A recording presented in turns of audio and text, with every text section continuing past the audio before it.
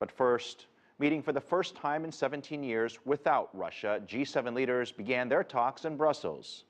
Geopolitical tensions between Ukraine and the ejected member Russia has dominated discussions. Jack Barton has more from the summit.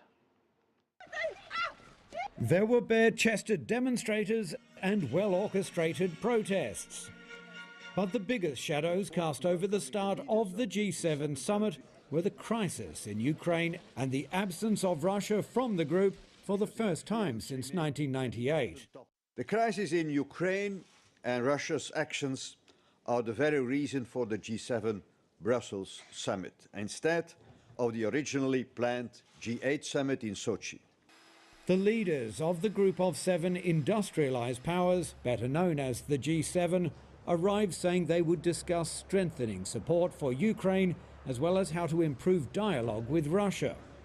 That opportunity will come soon, as Russian President Vladimir Putin and the leaders of France, Germany and Britain plan to hold face-to-face talks later this week on the sidelines of the D-Day landing commemorations in Normandy. German Chancellor Angela Merkel said they would also send a clear message. If all of this does not work out, to signal the possibility of further actions.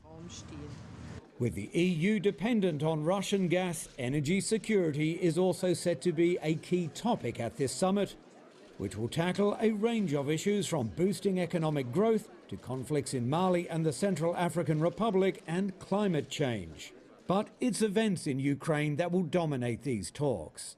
Behind the scenes, officials here say they would like to see Russia rejoin the grouping at some point in the future. Though given the furor surrounding Russia's absorption of Crimea, that process could take some time. Jack Barton, CCTV, Brussels.